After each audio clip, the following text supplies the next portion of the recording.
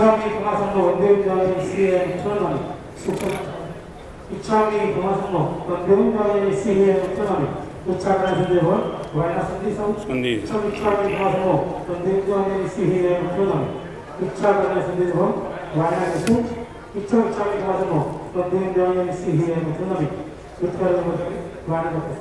नमो रियंदाणम नमो सिद्धाणम नमो अयरियाणम नमो वज्रायाणम नमो लोये संबधाहुणम एसो पंचनमुकारो दमभावपणासनो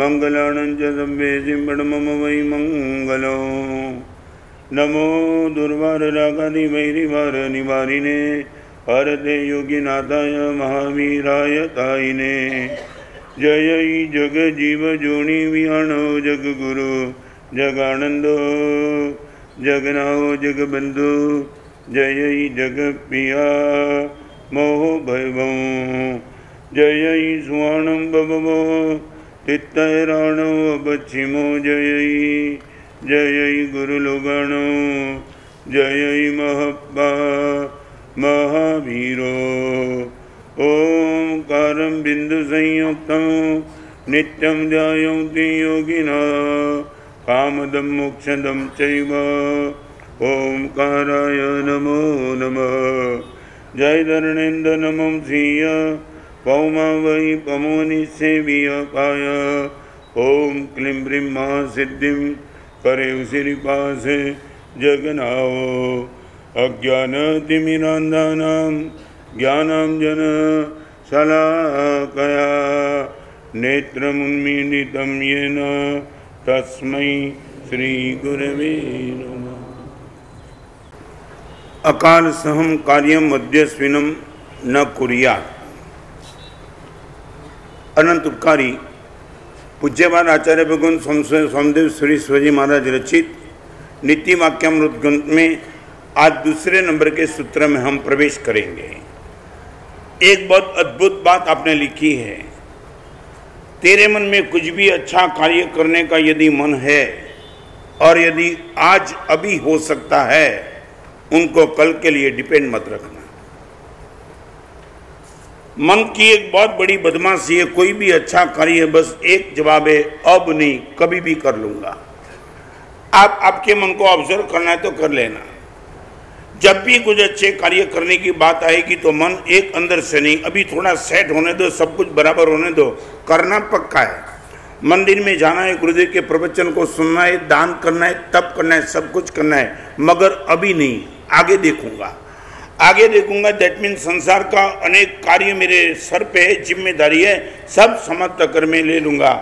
आज उनको लेकर के पूरे प्रवचन में बात करना चाहता हूं। 4 विकल्प बराबर समझ लो। लाभ और नुकसान, सुख और दुख, जय और पराजय, जन्म और मरण, मेरे और आपके हाथ में नहीं है। लाभ होगा गारंटी नहीं, कितना भी प्लान करो, प्लान आपका सफल होगा, वो जिम्मेदारी पुण्य कर्म की है। वेल प्लान करके आप आगे निकलो, बिजनेस में कहीं भी निकलो, मगर यदि आपके पास लक नहीं है तो मे भी पॉसिबल आपका हर प्लान फेल जा सकता है। लाभ हानि आपके बस की बात नहीं है, सुख और दुख आपके बस की बात नहीं है। आप कितना भी बुद्धि लगाकर, नशा लगा करके बैठो कि महाराज साहब मैं जब चाहूं तो सुखी बन सकता हूं, यदि सुख और दुख आपके हाथ में होते तो जीवन में कोई आदमी कभी भी दुखी नहीं होता, क्योंकि दुख किसी को भी नहीं चाहिए। पर जय और पराजय, जीवन और मरण, जन्म लेना मेरे बस में नहीं है, मौत कब आएगी मुझे कोई मालूम नहीं है। 4 चीज मेरे हाथ में नहीं, मगर एक चीज मेरे हाथ में है, उनका नाम है पतन और उत्थान। यदि अध्यात्म के मार्ग पे मैं दौड़ के जाना चाहता तो ये मेरे बस की बातें में पतन, मेरी चाहे कितना भी प्रलोभन मेरे आंखों के सामने आ जाए, गुरुदेव मैं पतन के मार्ग पे नहीं जाना चाहता हूं, 100% उत्थान के मार्ग पे जाना चाहता हूं। फिर से मैं रिपीट करना चाहूंगा, संयम जीवन में सबसे बड़ी ताकत हम निकले जय पराजय के लिए, लाभ हानि के लिए नहीं, सुख और दुख के लिए नहीं, जीवन और मरण के लिए नहीं। हम 24 घंटे अलर्ट है, सिर्फ पतन और उत्थान के क्षेत्र के लिए। मैं आपसे पूछना चाहता हूं, सर बोलो आपके जीवन का गोल क्या? मैं बहुत गंभीरता से आज के सब्जेक्ट में जाना चाहता हूं। आपके जीवन में आपकी आंखों के सामने क्या आना चाहता है? लाभ होना चाहिए, हानि से बचना है, जय होना चाहिए, पराजय से बचना है, जीवन बचना चाहिए, मरण नहीं आना चाहिए, सुख मिलना चाहिए, दुख नहीं मिलना चाहिए, ये आपके जीवन का गोल? या उत्थान होना चाहिए, पतन नहीं होना चाहिए? What is the goal of your life? बहुत गंभीरता से आज के प्रवचन में लेना चाहता हूं, क्योंकि हम कहां चुके हैं, मेरे हाथ में क्या क्या था और मैंने इनका कितना निग्लेक्ट करके मैंने खुद को नुकसान में उतार दिया है, आज उनका क्लैरिफिकेशन करना चाहता हूं। इनके पहले आपसे पूछना चाहता हूं, भगवान करे और आपको जो चाहे वो देने के लिए तैयार हो, आप क्या चाहते हो? लाभ हानि, जय पराजय, जीवन मरण, सुख और दुख, और 5वें नंबर का विकल्प है पतन और उत्थान। What you wish? महाराज साहब करोड़ों रुपया मालिक बन जाओ, मगर महाराज साहब पतन के मार्ग पे मैं कभी नहीं जाना चाहता हूं। नेवर। सारी दुनिया मेरे सामने आ जाए, मगर भगवान से कहूंगा भगवान गलत ट्रैक से मुझे बचाते रहना। ये तो भगवान की परम करुणा की तुम सुनने के लिए आए, बाकी आज मैं जो बोलता हूं ना पतन और उत्थान टोटली आउट ऑफ डेट है। बड़े तुम बोलो या ना बोलो, मगर ये यहां बैठने वाले सब जो भी रुपये वाले उनको भी मैं पूछना चाहता हूं, सच बोलो। मैं आपको पूछना चाहता हूं, आप मंदी में ही झूठ बोलते हो कि तेजी में भी झूठ बोलते हो? नहीं, मुझे बताओ, सच बोलो, क्यों नहीं मुझे बताओ। आप यदि बोल सकते हो महाराज साहब रीजन है मंदी में झूठ इसलिए बोलते हैं, महाराज साहब बहुत महंगाई है, मंदी है, महाराज साहब घर खर्च निकलता नहीं, महाराज साहब मेंटेन करना, इसलिए झूठ बोले बिना महाराज साहब ठिकाना नहीं पड़ता है। एक बार आपके लिए माफ कर सकता हूं, तेजी में झूठ क्यों बोलते हो? लाखों करोड़ों रुपए तुम्हारे पास आ चुके, आ रहे, बैंक बैलेंस तुम्हारे पास तगड़ी है, 7 पेटी तक खाने में कोई कम नहीं होती है, फिर झूठ बोलने की जरूरत क्या है?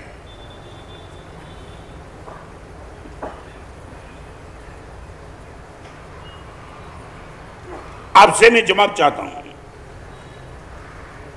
मंदी में झूठ बोलना समझ में आता है, तेजी में क्यों? और तेजी में झूठ बोलना समझ में आता तो फिर मंदी में क्यों?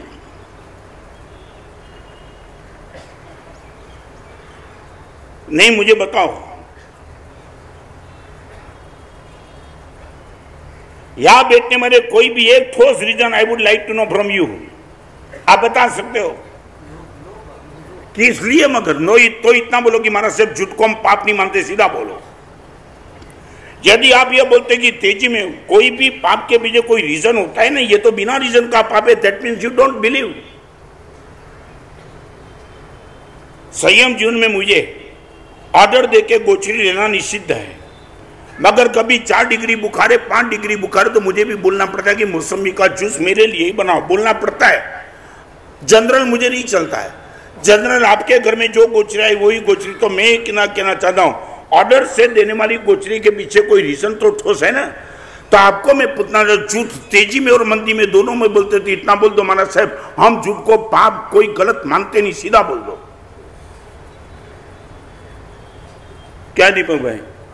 हाँ सच बोलो, है तो तुम क्यों करते क्यों नहीं? मुझे बताओ, क्या मजबूरी है? क्या मजबूरी? मैं भी पॉसिबल मंदी में मजबूरी और झूठ में तेजी में झूठ बोलने की मजबूरी क्या है तुम्हें? व्यापार की बदमाशी पद्धति से तुम्हारी, ये बोलते ये व्यापार का ये बिजनेस की स्टाइल है, ये तुम्हारी स्टाइल नहीं। आप सीधा बोल दो महाराज साहब हम पतन उत्थान को मानते नहीं, हम लाभ हानि जय पराजय सुख दुख जीवन मरण, ये 5वां नंबर का नंबर तो महाराज साहब आपके प्रवचन में हम सुनते, हम सुनना भी तो नहीं चाहते। आप ये बोलते हो महाराज साहब मैं पाप मानता हूं, बोलने के बाद भी तुम मर्दानगी से पाप कर सकते हो? सच बोलो, मेरा प्रवचन कितना भी जोर से चले, मेरे पर बहुत प्रेम, प्रशांत भाई बहुत प्रेम, पक्का भरोसा नहीं है मुझे। क्या है? हाँ बोलो या ना बोलो? हाँ पक्का अभी तय कर लूं? सच बोलो। अभी बस नहीं 2 ही मिनट में बता देता हूं आपका प्रेम कितना है। आप यहां बैठे और पीछे से साफ ऐसी आवाज आई, मुझे लेके चलेंगे कि अकेले भागेंगे? नहीं बोलो, मेरे पे तुम्हारा प्यार है ना, तो आप बोलेंगे नहीं कि गुरुदेव आपको छोड़ के तो हम नहीं भागेंगे, यही ना? सच बोलो, क्या होगा?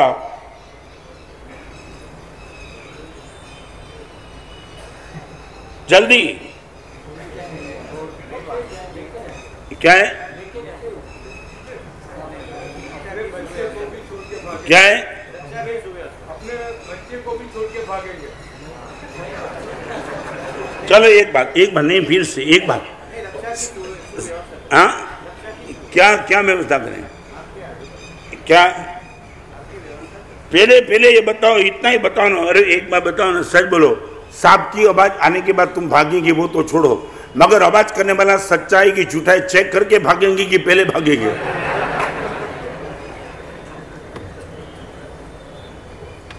सांप का नाम सुनते तुम भागने वाले, और तुम बोलते महाराज साहब झूठ को हम पाप मानते, फिर भी मर्दानगी से करते।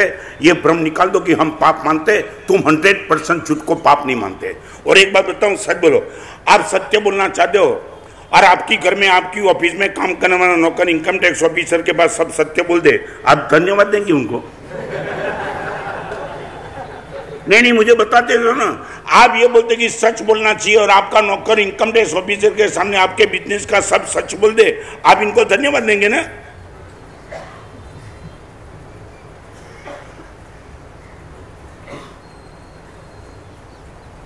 तुम्हारा बराबर पोस्टमार्टम करने वाला हो 4 महीने।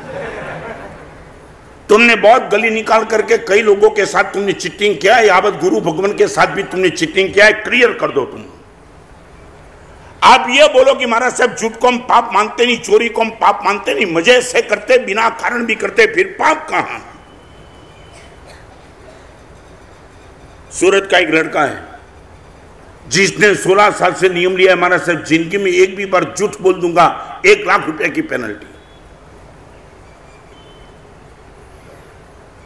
पाप मानने वाला क्या कमाल कर सकता है महाराज साहब? यदि मैं झूठ बोल गया तो महाराज साहब 1 लाख रुपए की पेनल्टी, 16 साल से नियम, और एक भी बार नियम की पेनल्टी उसको नहीं लगी है, झूठ बोला ही नहीं 16 साल में, और करोड़ों का टर्नओवर कर रहा है बिजनेस में, डायमंड बाजार का मालिक है। और मैंने बोला देखो इनका इंटरप्रिटेशन क्लियर समझ लो, और उसने बोला महाराज साहब मैं सच बोलने का नियम नहीं लेता हूं, झूठ नहीं बोलने का नियम लेता हूं। एक बार मैं क्लियर करना चाहता हूं, और उनका मुझे बहुत पसंद है, और मैं भी पहले नहीं समझ पाया कि तू what you would like to say, तू क्या कहना चाहता है? महाराज साहब सच बोलने का मैं नियम नहीं लेता हूं, झूठ नहीं बोलने का नियम लेता हूं। मेरे मन में आया कि मैंने उसको पूछूं, तो उसने बोला महाराज साहब सच बोलने का नियम दैट मीन्स मेरे पास डायमंड का एक पैकेट है, और लेने वाला मुझे पूछे कि इसमें तेरा प्रॉफिट क्या है? यदि सच बोलने का मैं नियम लेता हूं तो हमारे सच बोलना चाहिए। महाराज साहब हमारा बिजनेस इससे नहीं चलेगा। मैं इतना ही कहूंगा कि कितना प्रॉफिट है मैं तुझे बताना नहीं चाहता, तुझे चाहिए तो ले, बाकी मत ले, मैं झूठ नहीं बोलूंगा। समझा તમે તો શું બોલ્યો ખબર છે? તમારું માર્જિન જોરદાર હોય ને તમે શું કહો ખબર છે? આમાં તો ખાલી પેટ પૂરતું નીકળે છે, તમારું પેટ કેવડું છે સમજાતું નથી।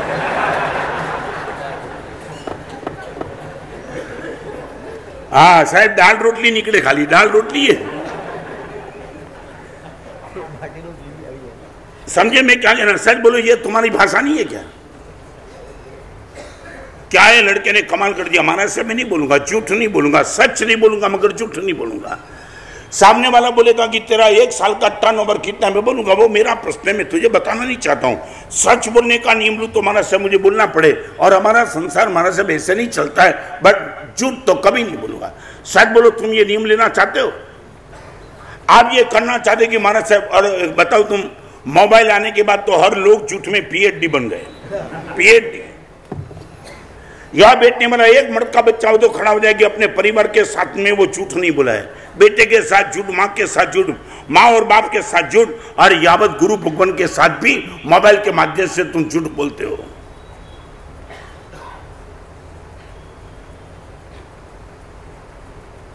पतन और उत्थान। आज इस सभा में बैठने वाले को मैं कहना चाहता हूं, आपके मन में कुछ भी अच्छा कार्य करने का मन हो, do it now and here.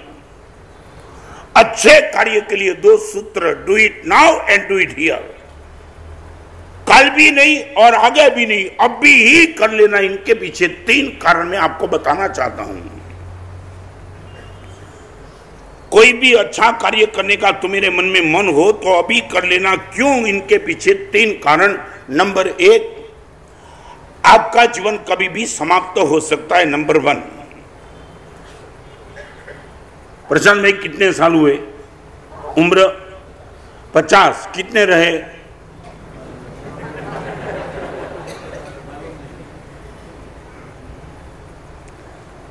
तो मेरे कितने गए वो मैं बता सकता हूं, मगर कितने रहे वो तो नहीं बता सकता हूं।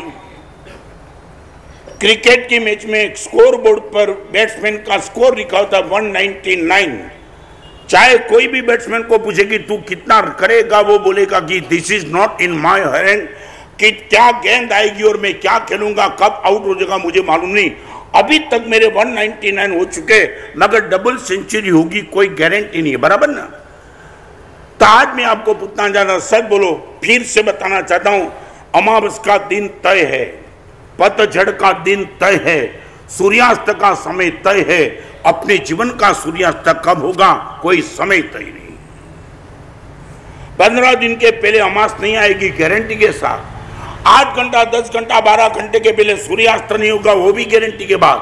3 महीने के पहले बसंत में से पतझड़ नहीं आएगी, वो भी गारंटी के बाद। मगर जीवन कब समाप्त होगा कोई गारंटी की बात नहीं। You believe it? आप मानते हो कि नहीं? मैं पूछना चाहता हूं, पक्का साथ बोलो तो। जीवन में कभी भी आपके मन में कुछ अच्छा कार्य करने का मन होता, तब तुमने सोच लिया कि मे बी पॉसिबल 2 मिनट के बाद मेरा अस्तित्व न भी हो और इनके पहले कुछ अच्छा कार्य कर लूं। आपको इतना इंप्लीमेंट तुमने कर दिया है क्या? क्या हुआ? समझ में नहीं आया? नहीं, आप ये बोलते हैं ना, यही खोखलापन। ट्राई कर दो क्या? इस पंडाल से बाहर भी निकलना गारंटी नहीं है ना, कोई गारंटी नहीं। 1 मिनट में आपकी धड़कन बंद हो जाए और मामला पूरा हो सकता है, सब कुछ हो सकता है ना। और आपने कितने लोगों को देखा, कई लोगों को तुमने तुम्हारे सामने इस दुनिया में से जाते हुए देखा, फिर भी तुमने क्या सोचा? और एक बात बताऊं, हमारे वहां वैराग्य शतक नाम का ग्रंथ है, उसमें 3 शब्द लिखा है। आदमी के पीछे 3 चीज पीछे लगी है, रोग, मौत और बुढ़ापा। सारी दुनिया में से कोई भी, चाहे साधु हो, कोई भी संसारी हो, सन्यासी हो, आस्तिक हो, नास्तिक हो, गरीब हो, भिखारी हो, अनपढ़ हो, और इन सभी के पीछे 3 चीज लगी है, रोग, मौत और बुढ़ापा। कभी भी रोग कोई भी सीनियर जूनियर का कम रोग में नहीं है। रिपीट, रोग कभी जूनियर जीनियर को बोलता नहीं है। 4 साल की उम्र में भी कैंसर हो सकता है, 12 साल की उम्र में भी लीवर खराश होता है, हो सकता है कि मैं पूछना चाहता हूं। तो सच बोलो, अच्छा कार्य करने के पहले कल के लिए पेंडिंग रखने के पीछे तुम्हारे मन में भाव क्या है? आज ये रोग नहीं होगा, कोई भी रोग कभी भी बाहर आ सकता है, बराबर नहीं मैं बोलता हूं।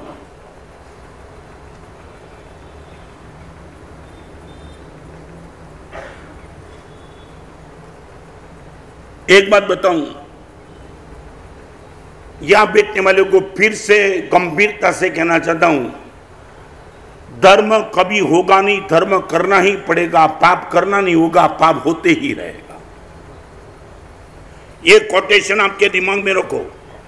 धर्म कभी होगा नहीं, धर्म आपको करना ही पड़ेगा, होगा नहीं अपने आप से, और पाप होते रहेगा। आप नहीं करेंगे तो भी होते रहेगा। पाप करने के लिए आपको कोई प्लान नहीं करना पड़ेगा, धर्म करने के लिए प्लान करना पड़ेगा, फिर इंप्लीमेंट करना पड़ेगा, फिर भी होगा कि नहीं मालूम नहीं है। आपके दिमाग में यह बात बैठी है, पाप होते रहेगा, धर्म करना पड़ेगा, पैसा आते रहेगा, दान करना पड़ेगा। क्या लगता है आपको? You believe it? शायद बोलो धर्म करना पड़ेगा और मौत के पहले ही मुझे धर्म करने की ताकत है। महाराज साहब, जितना हो सके कोई भी काम बताओ। मैं आपको बताना चाहता हूं, कई लोग मुझे मेरे जीवन में ऐसे मिले।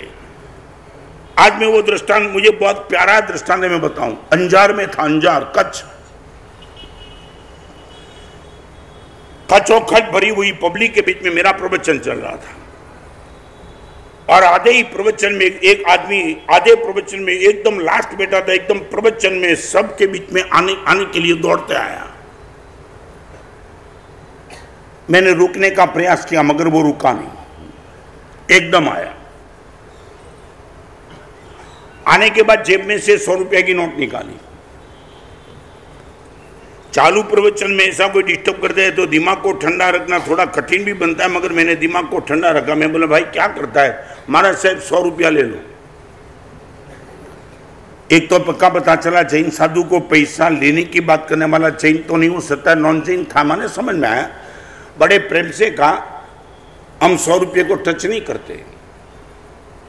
लोग थोड़े टेंशन में थे, लोगों को लगा ये भाई बैठ जाना, तुम प्रवचन चलता है। मैंने बोला भाई मैं बैठा हूं, तुम शांति रखो, इनके मन का भाव में समझना चाहता हूं। चालू प्रवचन में इतना भाग के आए तो कुछ ना कुछ तो रीजन होगा। और 100 रुपया मैं बोला मैं नहीं लेता हूं। महाराज साहब वो मुझे मालूम है, आप जो आजू बाजू में बैठे उनको बोलो कि मेरा 100 रुपया ले ले। मैं बोला बराबर है, मगर ये 100 रुपया प्रवचन के बाद भी तो मैं तेरी बात सुन सकता था। प्रवचन के बाद तू मुझे उपास में मिलने के लिए आया होता और मैं तेरी बात सही ढंग से सुन के 100 रुपये का तुझे जो अच्छा कार्य में देना था मैं उनका उपयोग कर देता था। मगर अभी जल्दबाजी इतनी क्यों? और चालू प्रवचन में आधा प्रवचन चला, अभी तो प्रवचन बाकी तू दौड़ते दौड़ते आ गया।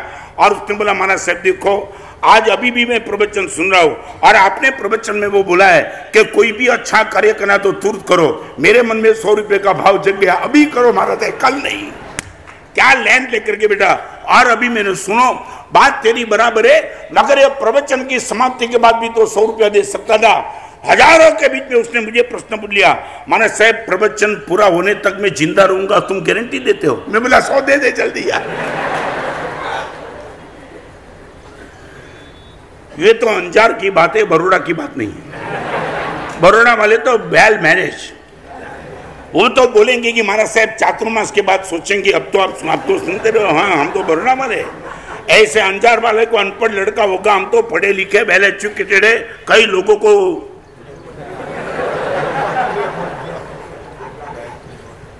प्रशांत भाई बराबर ने, तुम अंजार वाले जैसे एग्जैक्ट थोड़े हो जाते, तुम तो बड़े शालीन सोच सोच करके काम करने वाले हैं। महाराज साहब कहाँ जाने वाले, हम भी तो कहाँ जाने वाले देखते हैं। महाराज साहब तो बोलते मात आएगी दूसरे की आएगी, मेरी थोड़ी आएगी। नहीं, ये तुम्हारा लॉजिक।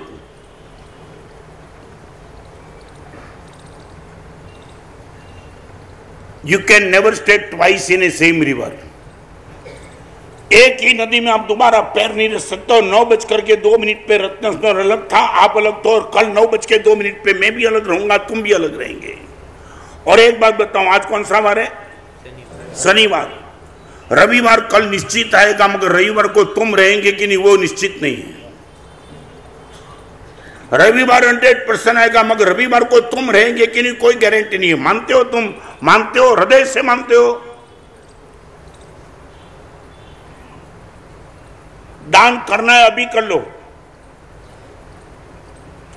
किसी से आपकी अनबनी हो चुकी है और क्षमा मांगने के लिए तुम तैयार हो चुके, अभी घर पे जाकर के क्षमा मांग लो, कल नहीं रखो। मैं आपको आरोपी के कटघरे में खड़ा नहीं करना चाहता, मगर मैं मेंटालिटी की बात करूं, सच बताऊं, यह प्रवचन के मंडप में प्रवचन की जितनी असर बनी रहती है उतनी असर घर तक नहीं रहती है। एम आई राइट? तो मैं आपको पूछना चाह रहा, आपके मन की कमजोरी का आपको पता है।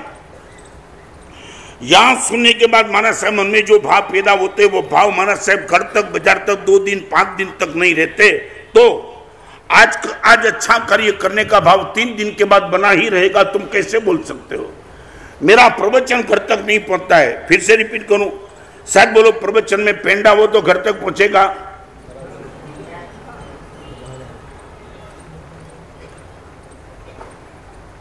एक छोटा सा प्रश्न, ये तो हम बड़े संभाल के चलते, दीपक भाई बड़े संभाल के, कहीं गिर न जाए वो ध्यान रख के चलते। मगर अनजान में रास्ते में चलते चलते ये मेरा गिर गया और आप पीछे आ रहे थे और आपको ये दिखाई पड़ा, आपने उठाया, आपके बाद रखेंगे कि मुझे दे देंगे? नहीं, जस्ट जल्दी हाँ आएंगे। उपास में आके बोलेंगे महाराज साहब किसका गिरा था, कौन है, ले लो। और अभी बताओ सर 10,000 की नोट मिली तो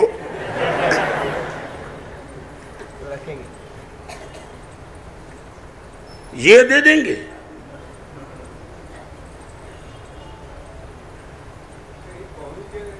क्या है? नहीं, ये भी शायद बोलो 10,000 की नोट। मगर मैं बोलना चाहता हूँ, कौन ये खाओ किसका है मालूम नहीं है, मगर ये रखने में तुझे दिक्कत क्या है? और एक बात बताऊं, हमारी तो कोई भी चीज तुम रखो ना जोखम है।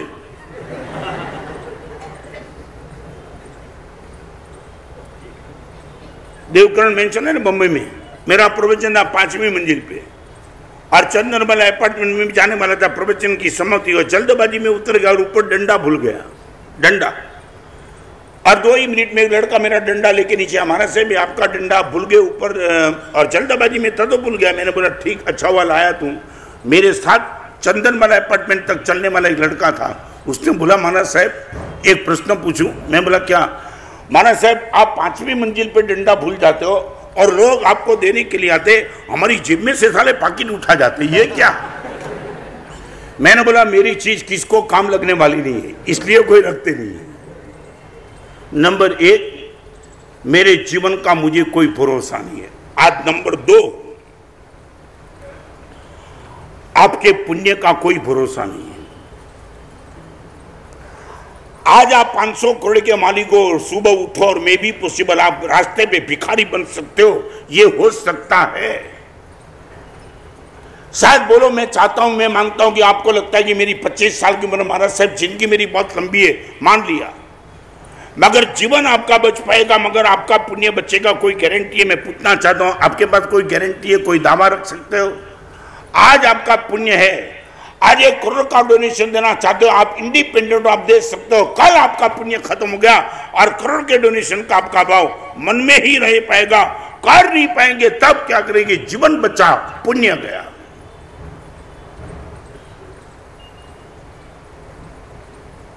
कई लोगों ने शेयर बाजार में पैसे रोके थे, सब गए।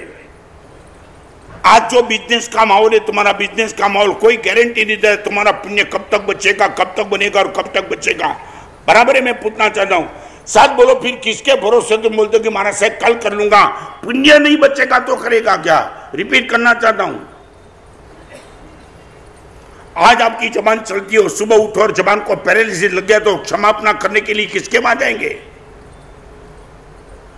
आज आपका पैर चलता था, आपके खुद के बड़े भाई के साथ आपकी अनबनी बन गई थी, आपने प्रवचन में सुन लिया मेरे बड़े भाई के पास जाकर के चरण में झुक करके माफी मांग लूंगा, मगर आज नहीं 5-7 दिन के बाद और बीच में कोई एक्सीडेंट हो गया, फ्रैक्चर हो गया, कहां जाएंगे तुम? मैं जो कहता हूं उसमें तुम्हें कोई डाउट है तो मुझे चैलेंज करो, बराबर है मैं बोलता हूं।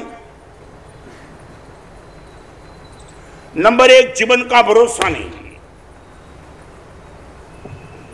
नंबर 2, अपने पुण्य कर्म का कोई भरोसा नहीं, कोई नहीं। 2 ही मिनट में सब उल्टा सुल्टा हो सकता, तुम देखते रहते हो कि हो क्या गया, कहां से कहां आ गया मैं। अभी मैं आपको पूछना चाहूं, सच बोलो आप किसके भरोसे बैठे हो? तुम यहां बैठने वालों को मैं पूछना चाहता हूं, तुम किसके भरोसे बैठे हो? मुझे बताओ तो सही, किस पर तुम्हारा भरोसा है? जीवन पर?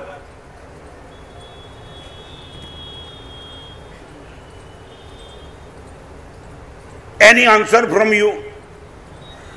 हिम्मत भाई क्या? नहीं, मुझे बताओ। कल करूंगा, परसों करूंगा, 2 साल के बाद करूंगा, ये आपके मन में जो चलता है ना उनको लेकर के मैं पूछना चाहता हूं, किसके भरोसे तुम बोलते हो कि कल होगा? होगा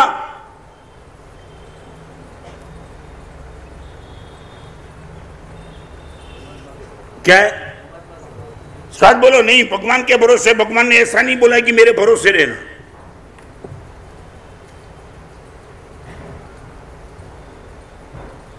भगवान ने कोई बोला नहीं मेरे भरोसे, भगवान ने बोला मेरे वचन पे भरोसा करना, मेरे पे मत करना।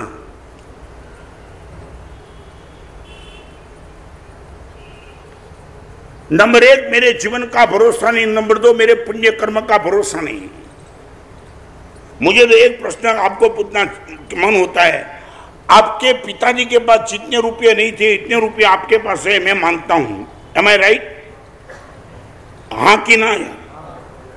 और आप ये मानते हो कि मेरे बेटे को मैं जो भी रुपया दे दूंगा वो उनके पास बना ही रहेगा, ऐसा कैसे मानते हो? मैं पूछना, आपके पिताजी के पास जो नहीं था वो आपके पास आया और आपके पास जो था आपके बेटे के पास रहेगा, कोई गारंटी मैं पूछना चाहता हूं।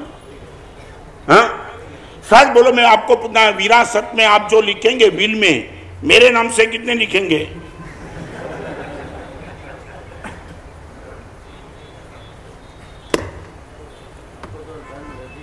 क्या है? मुझे पहले लिख के तो दो, फिर मैं देखूंगा।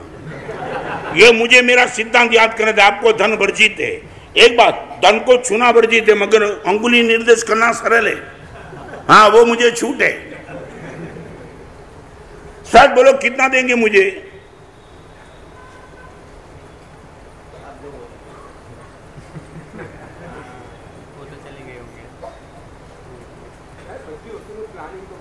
क्या है? ओके, क्या प्लानिंग क्या करेगा? एक बात बताऊं, नहीं प्लानिंग की बात निकली, मैं आपको बताना चाहता हूं साइकोलॉजिकल, लॉजिकली। आपके हाथ में पानी है, नीचे जमीन है, आप पानी को डालेंगे नीचे, कौन से शेप में पानी रहेगा, कोई प्लानिंग तुम्हारा काम लगेगा क्या? आपके हाथ में रहा हुआ पानी जमीन पे डालो, आप ये चेक करोगे शायद ऐसा शेप रहेगा, मे बी पॉसिबल सक्सेस। आपके हाथ में रहा पानी नीचे जाकर के कौन से शेप में रहेगा, कोई गारंटी नहीं दे सकता है, कोई प्लानिंग तुम्हारा काम नहीं करता है। कल मैं ये करूंगा, ये तुम्हारा कोई प्लानिंग काम करने वाला नहीं है, क्योंकि आज के हाथ में पानी गया, ना मालूम कौन सा शेप कल पकड़ के बैठेगा।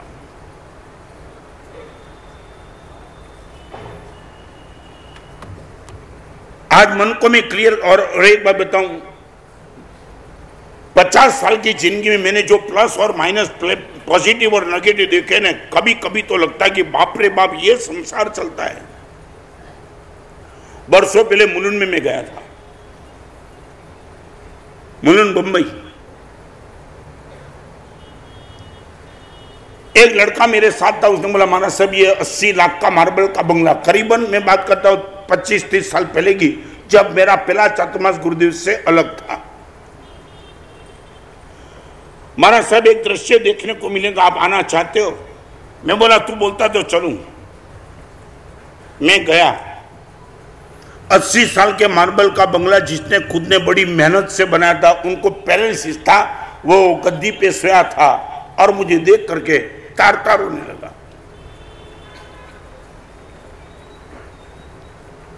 बोलने की क्षमता पैरालिसिस में भी थी, जबान पर पैरालिसिस नहीं था। और उनका लड़का अंदर आ गया। सच बताऊं दिनेश, मुझे देख करके उसको लगा कि महाराज साहब को यहां कौन लेके आया। अब ये मत मानता कि जिसके घर में जाते उसके परिवार को हम पसंद पड़ते, कभी कभी उनको भी लगता किसने बुलाया था, बोल नहीं पाया। मैंने मंगलिक सुनाया, और वो बुढ़ा बाप 80 लाख का बंगला जिसने अपने खर्चे से बनाया था, पूरी की पूरी संपत्ति की विरासत खुद के बेटे को दे दी थी। और वो बाप मुझे बोलता है कि महाराज साहब मेरे बेटे को बोलो ना मुझे खाना दे। और वो तो शौक, महाराज साहब वो खाना नहीं देता है मुझे,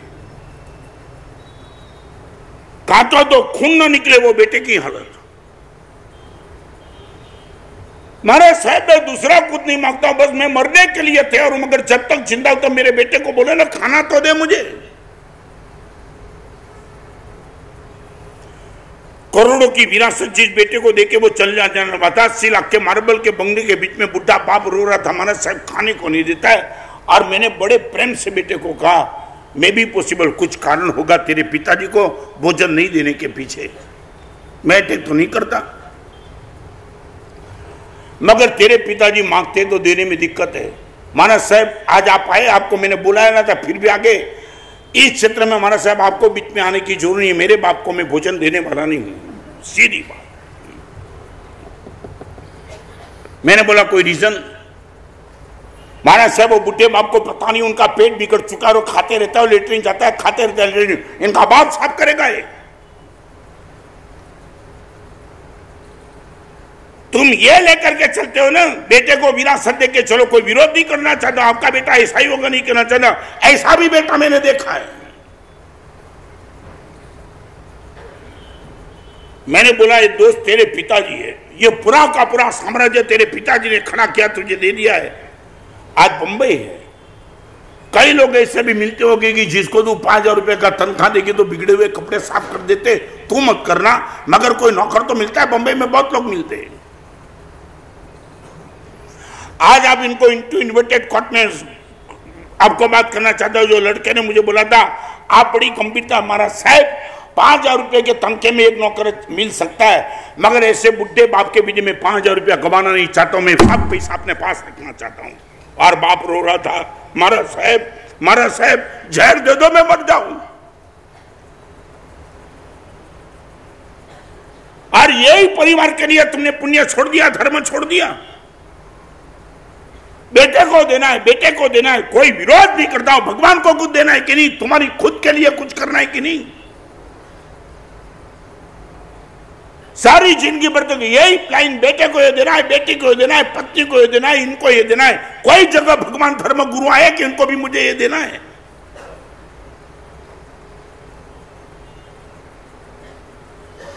आज एक एग्जांपल में दिया, मैं आपको 200 एग्जांपल इतना रियल दे सकता हूं कि तुम्हारा रोंगटे खड़े हो जाएंगे। हमारा सब ये पॉसिबल हो सकता है, हुआ है।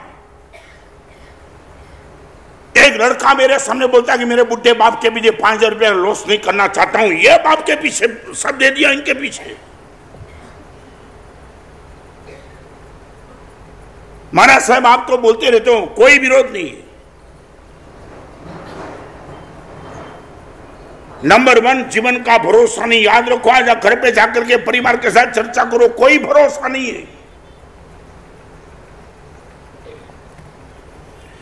चेक पर आपकी साइन होगी ना, आधी साइन होगी, अटैक आएगा और खत्म हो जाएगी। चेक पे पूरी साइन भी नहीं हो पाएगी। हो सकता है कि नहीं, मैं पूछना चाहता हूं।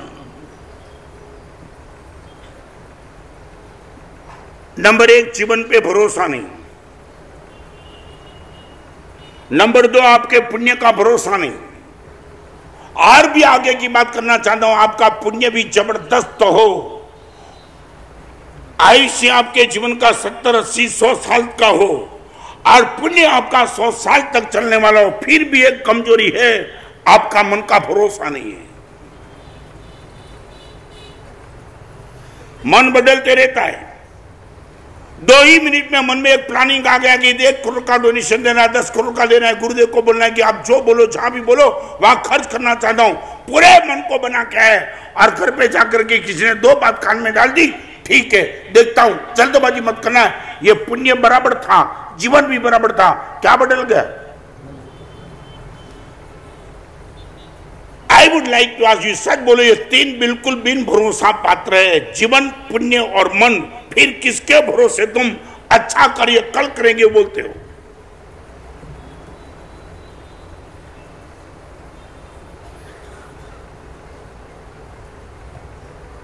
Any answer from you? नहीं, मुझे बताओ। मैं ये नहीं बोल रहा। और एक बाबा हरिभद्र श्री महाराज 1444 ग्रंथ के रचयिता, आपने आपके बीच पैसे की व्यवस्था बनाई। मैं बोलूं प्रशांत भाई, आचार्य भगवान ने आपके जीवन में जो भी पैसे की व्यवस्था बनाई है, 25% बिजनेस में, 25% फैमिली के लिए, 25% धर्म के लिए और 25 स्पेयर में।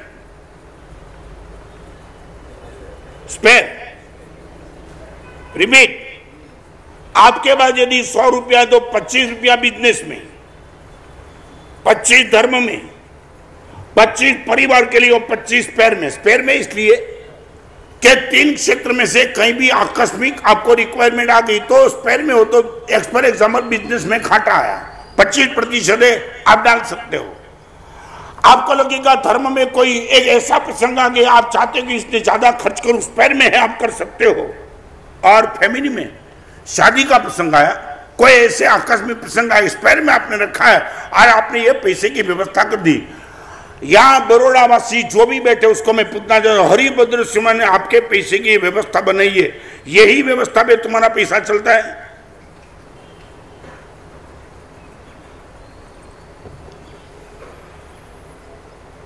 ₹25 बिजनेस में, 25 फैमिली में, 25 धर्म में, 25 स्पेयर में।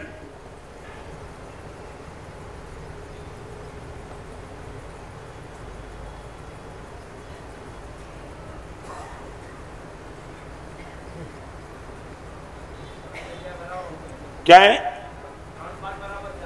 3 पार्ट? कौन सा बिजनेस में? क्या 25% ही है? और एक बात बताओ, तुम तो गांव के पैसे से ही बिजनेस करते हो, तुम्हारा तो है ही कहां? क्या है? Over trading. नाम ऐसा लिया, ओवर ट्रेडिंग। शायद बोलो ये तुम्हारे पास, अरे चलो ना, आप जो भी जितने भी प्रतिशत में सीधा अपना सच बोलो, धर्म के क्षेत्र में आपका प्रतिशत कितना बोलो, आपका बिजनेस में, फैमिली में, स्पेयर में है कि नहीं पूछना चाहता हूं। अच्छे कार्य के लिए, आपके खुद के जीवन को बनाने के लिए, अगले जन्म में आपकी सदगति हो, इसके लिए आपने कितने प्रतिशत धर्म के क्षेत्र में को बोलो।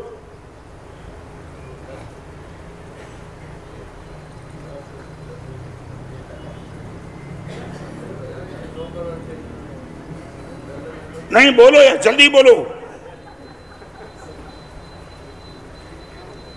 क्या है? क्या है? 5 से 10 के बीच में। ओके। लॉस प्रॉफिट में, इनकम में कि कैपिटल में? मैं पूरा जाऊंगा अंदर। हाँ नहीं, आपको पक्का करना। सच बोला, आपकी कैपिटल उसमें 10% या की इनकम होगी इसमें, या तो प्रॉफिट होगा उसमें। Net profit. नेट में भी समझ में नहीं आता है।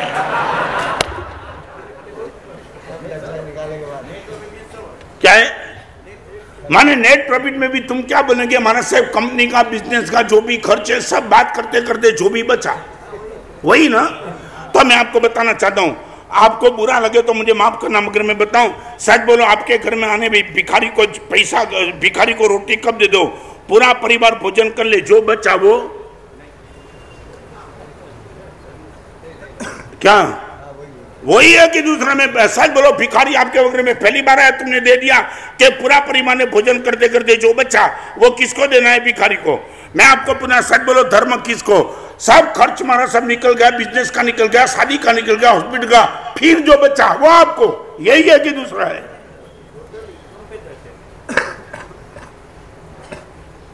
आज बरोड़ा वाले सब खड़े हो जाए, 10% हम दे देंगे। मैं बोलूं वसूल चातुर्मास। परेश भाई कितने? नहीं, ये लोग बहुत होशियार है। और मेरा अभी तक का अनुभव है कि सब सब्जेक्ट पर मेरा प्रवचन सफल हुआ, मगर पैसे पे प्रवचन सफल नहीं हुआ अभी तक। मेरी शिविर चलती थी राजकोट में, और ये जम के बोलता था, तो एक लड़का खड़ा हो गया चालू शिविर में, महाराज साहब पैसे के लिए तुम बोलो ही नहीं।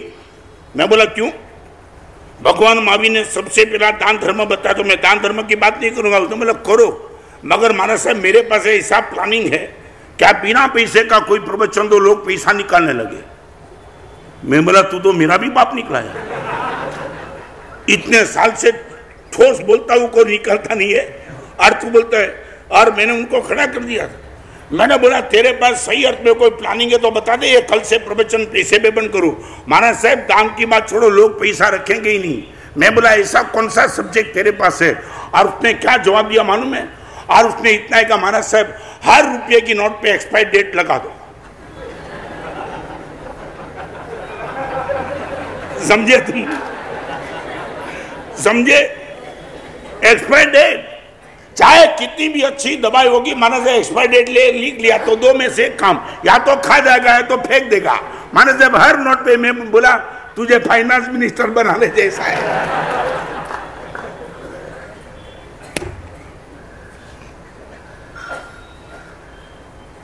महावीर तारा मार्ग थी हमें लाखों योजन दूर।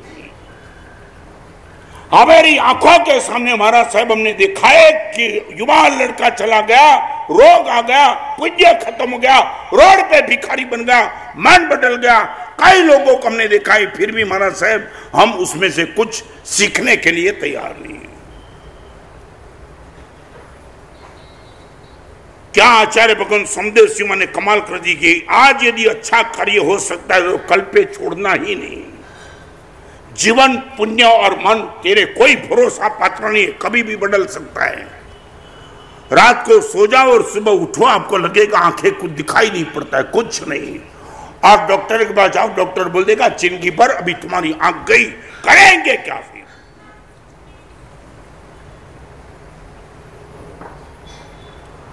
आपको लगता है मैं जो बोलता हूं सही है?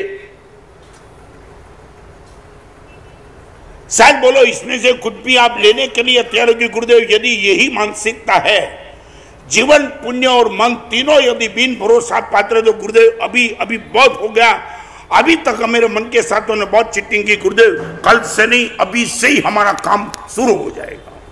और एक बात मैं बताना चाहता हूं, 100 साल की उम्र में भी पाप के विचार कम हो गए जरूरी नहीं है, और 8 साल की उम्र में भी धर्म के विचार स्टेडी हो जाएंगे वो भी तो जरूरी नहीं है। 100 साल की उम्र में भी पाप के विचार कम हो जाएंगे वो जरूरी नहीं है।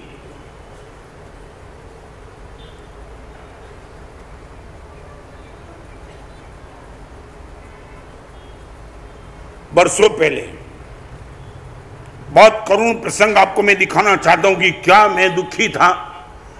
भगवान महावीर के वचन मेरी वो आंखों के सामने आ गई कि भगवान आपने कमाल कर दिया। और मेरे लिए, हम सबके लिए बताऊं, हम गुरुदेव का जितना उपकार माने उतना कमी, जितना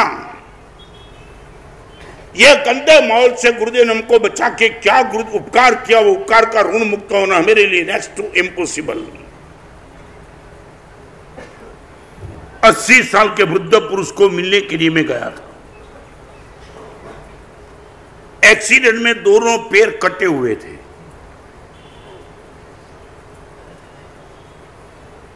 अपने टेबल पे 7 फोन थे, 7। वो टाइम मोबाइल का जमाना नहीं था। कटे हुए पैर, व्हीलचेयर में भी बैठ सके ऐसी उनकी कोई स्थिति नहीं थी, और 7 फोन बाजू में। मैंने पूछा पूरे दिन करते क्या हो? हमारे साहब भी फोन लगे, बिजनेस का सौदा करता हूं। बिल्डिंग लाइन पे था, 7 phone, not a single issue. कोई लड़का नहीं, कोई लड़के नहीं, 80 साल की उम्र, कटे हुए पैर और 7 फोन, बिल्डिंग का सौदा। अब ये मानते हो कि 80 साल की उम्र में नशा खत्म हो जाएगा? कटे हुए पैर के बीच में कोई खाने वाला नहीं है। और लाखों करोड़ों रुपए का मालिक था वो खुद। वहां तक तो ठीक था,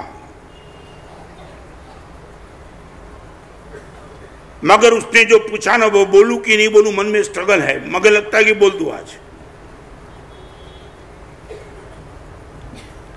70 साल की उनकी धर्म पत्नी मेरे बाजू में खड़ी थी। उसने इंगित से बोल दिया, तू बाहर जा, मैं गुरुदेव से कुछ बात करना चाहता हूं। जो बात सुनी ना, पैर धरती से खिसक गए। भगवान, ये हमारा मन,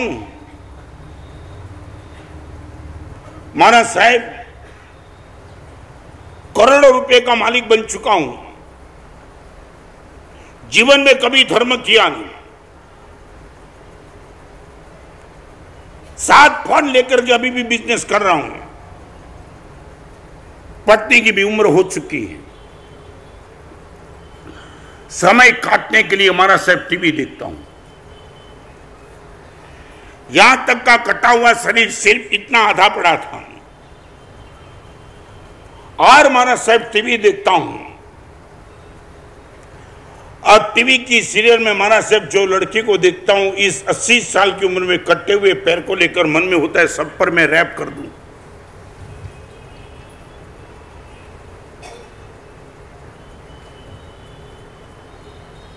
मैं बोला, तुम क्या बोलते हो मेरे सामने?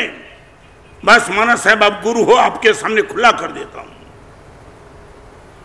कुछ काम नहीं करता है महाराज साहब, कुछ नहीं, मगर 2 ही चीज, जितना पैसा हो सके उतना ले लो, लड़की मिल जाए तो हमारा साहब रैप करूं। मैं बोला, इस उम्र में?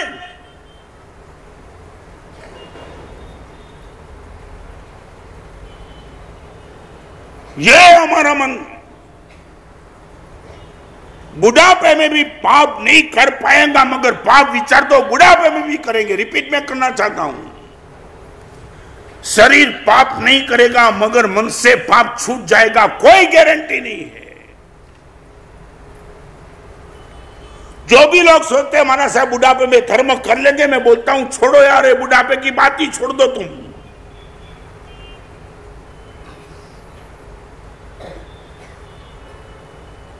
आज पूछो, हमें पूछो, मैं लगा हूं पूरा का पूरा, तुम आओ मेरे पास, मैं 1 मिनट का समय वेस्ट करना नहीं चाहता हूं। आप मुझे मिलने के लिए मैं आपके साथ बात भी करता हूं, मेरा क्रिएशन सर्जन भी चालू है, पुस्तक साहित्य सर्जन का। मुझे गुरुदेव ने लिखा है, गुरुदेव ने मुझे कहा था, और आपको बताऊं कौन से गुरुदेव का मैं शिष्य हूं, बताऊं आपको मालूम नहीं होगा। एकासन करता था, 1 टाइम भोजन, और एक साथ 100 साधु भोजन करने के लिए साथ में बैठते। तो एक बार मैं गया ना, पात्रा लेकर के, गुरुदेव ने मुझे बोला, रत्न सुंदर पढ़ने की किताब ले ली कि नहीं साथ में? पंकज पढ़ने की किताब। मैं बोला गुरुदेव एकासन करने के लिए जा रहा हूं, पढ़ने का वहां कहां है? आसन पे पढ़ूंगा ना, यहां पढ़ने का कहां है? और गुरुदेव का शब्द था, रत्न सुंदर बराबर है, मगर 100 साधु के बीच में तू एकासन करेगा, या भोजन नहीं है, बुफे सिस्टम भी नहीं है। रोटी आएगी, फिर दाल आएगी, फिर सब्जी आएगी, फिर चावल आएगी, तो 100 साधु के बीच में गोचरी आते आते 5 मिनट 10 मिनट तो लगेगी ना रोटी आने के बाद डालने में। मैं बोला गुरुदेव हाँ, वो सीधी तो गोचरी नहीं आती है, रोटी दाल सब्जी आने में थोड़ी थोड़ी देर लगती है। तो गुरुदेव ने बोला, रत्न जो बीच में देर लगती है ना, उसमें जो समय मिलता है वो समय में पढ़ने का शुरू कर दे, वो समय बेकार नहीं जाना चाहिए। ये गुरुदेव के शिष्य हैं। जहां भोजन के लिए 5 मिनट का बीच में गैप मिलता था, वहां भी गुरुदेव ने पढ़ाने का काम किया।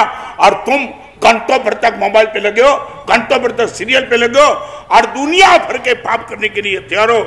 मैं इतना ही कहूंगा, बहुत जीवन फ्यूचर बहुत गंभीर आके रहेगा। More you sweat in peace, less you bleed in war.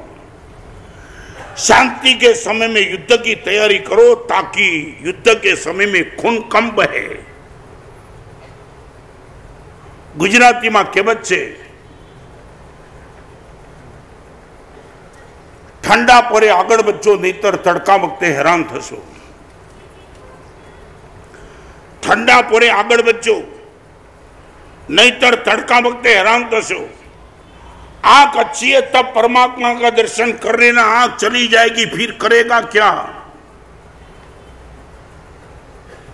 कान सुन सकते तब अच्छी बात सुन लेना, कान चले जाएगा फिर करेगा क्या? शरीर स्वस्थ है तो जितना हो सके उतना अच्छा कार्य कर ले, रोग आएगा करेगा क्या तुम? यहां बैठने वाले को सबको मैं पूछना चाहता हूं, सच बोलो, फरी बार पूछू छू, अत्यारे लगभग तमारो ठंडो पर छे एवं मानो छो? बराबर छे जयेश? बाईपास के ऑपरेशन के बाद ऑन द एज ऑफ 68 मुझे आनंद है।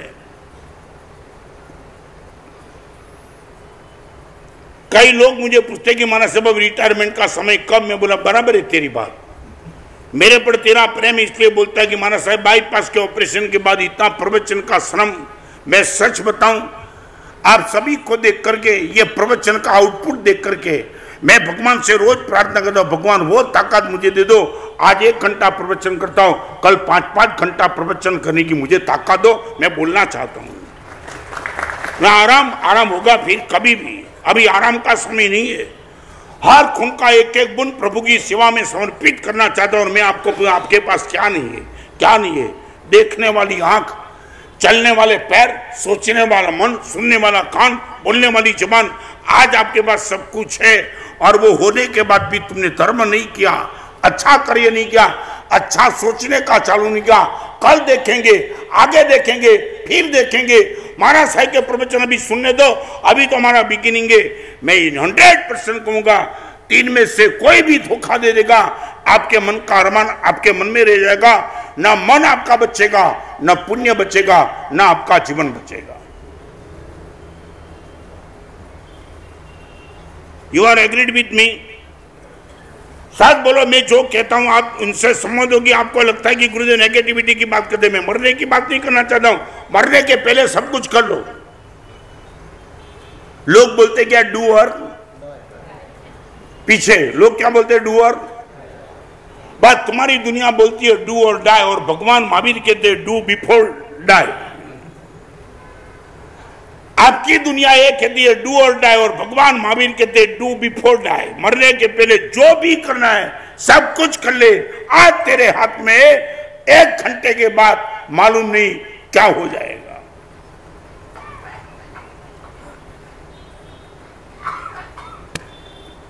क्या लगता है प्रशांत भाई, क्या लगता है? बोलो यार। हाँ, मेरी बात सच है, झूठ बोलो तो सही, औकात तुम्हारी बिगाड़ दूं। ले आप ये बोलते माना साहब आपकी बात सच है, तुम चैलेंज तो करो, मैं फिर से बोलूं। कई लोग मुझे पूछते हैं माना साहब मैट्रिक पास होने के बाद भी तुम्हारे पास ये ताकत कहां? मैं सीधा बोलता हूं, देख ताकत बाकत की बात छोड़ दे, मगर एक बात बताऊं, आइंस्टाइन कितना भी जबर, मैं इतना ही कहना चाहता हूं, तू कितनी भी डिग्री वाला होगा, एमकॉम एलएलबी पीएचडी जो भी डिग्री लेकर के बैठा है, मगर इतनी बात करूंगा, आज के हर डिग्री वाले के पीछे ज्यादा से ज्यादा बैकिंग होता है तो आइंस्टाइन का होता है, और रत्न सिंह के पास बैकिंग भगवान महावीर का है। आइंस्टाइन हारेगा, महावीर कभी हार नहीं सकता। ये ताकत लेकर, और एक बात बताऊं, आज तुम कभी ना कभी होमवर्क करके आओ, आज गुरुदेव को दिखा देना है। दीपक भाई आएंगे कभी क्या? नहीं, आज होमवर्क करके आओगे, गुरुदेव रोज कबड्डी में हमको मारते हैं, आज तो गुरुदेव को दिखा दे रहा है। एक बार तो करो प्रयोग। आप बोलो वो सब्जेक्ट में मैं प्रवचन करूं, आप बोलो वो सब्जेक्ट, चलो आप बोलो, आप मुझे सब्जेक्ट दे दो, पैसा कमाने का तरीका क्या, कल उन पर प्रवचन करूं और हालत बिगाड़ दूंगा तुम्हारी। You give me any subject, चाहते हो देना? क्या है, क्या है? तो एक सच बताओ, ज्ञान नहीं है ये सच? बाजार में भी यही बोलते हो, कल कम है मेरे पास।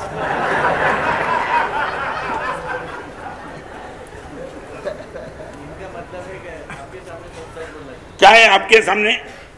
नहीं, बस ये बराबर है, तुमने कम से कम इतना पराजय तो स्वीकार कर लिया, ओके। मैं तो आपको इतना ही कहना, आपसे मेरे पास बुद्धि यदि ज्यादा है, मानते हो? लास्ट बात, पक्का पक्का प्रशांत भाई, उसमें तो हाँ बोलो यार। तुम मेरे से मेरे पास बुद्धि ज्यादा है वो मानते हो? हाँ? नंबर 2, आपसे मेरे पास बुद्धि अच्छी है वो भी मानते हो? आपसे मेरी बुद्धि सच्ची है वो भी मानते हो?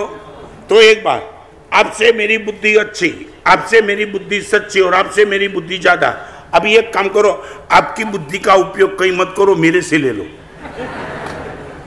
पैसा कमाना है, मेरी बुद्धि का उपयोग करो, तुम्हारी रख दो, मेरी बुद्धि का। आप आओ गुरुदेव, पैसा कमाना है, आपकी बुद्धि दे दो, लेंगे? देखो